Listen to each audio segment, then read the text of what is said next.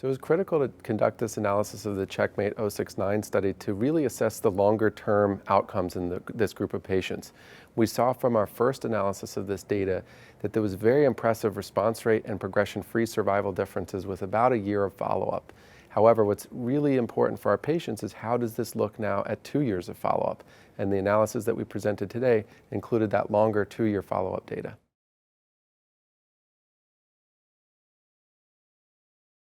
The primary information that we presented from this study, number one, we conducted follow-up on the progression-free survival in BRAF wild-type patients and in all randomized patients. And also importantly, for the first time ever, overall survival data from this study were presented with 2 years of follow-up.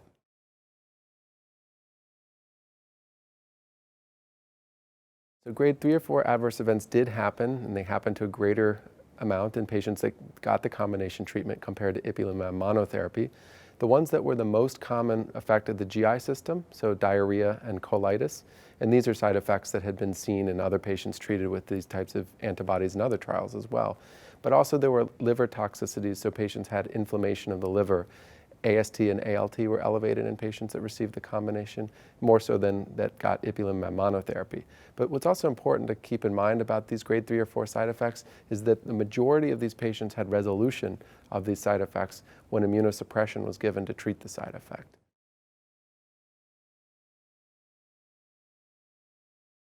So I think the biggest advantage that we see so far with the combination compared to ipilimumab alone is that you have a much higher response rate.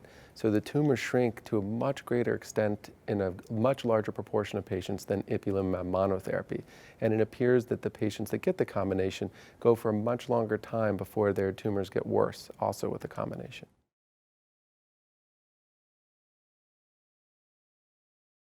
I think the incorporation of the PD-1 drug nivolumab really adds substantial clinical activity. And we've seen superiority of PD-1 antibodies over ipilimumab monotherapy in a number of studies. And so I think incorporating a PD-1 antibody is very important in the treatment of patients with advanced melanoma, and this combination is just another good example of that.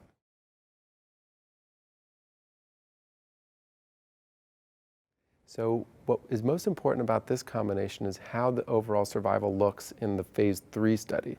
So all the data that we talked about today were from the phase 2 study of the combination versus ipilimumab alone.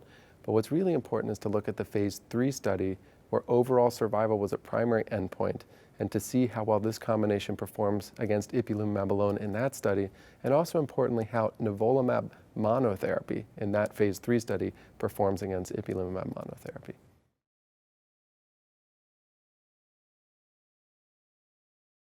So I think we're doing a lot better in melanoma in general, and we're very enthusiastic for all of our patients. We're seeing long-term survival rates now with either one or even both immunotherapies that has really not been seen before.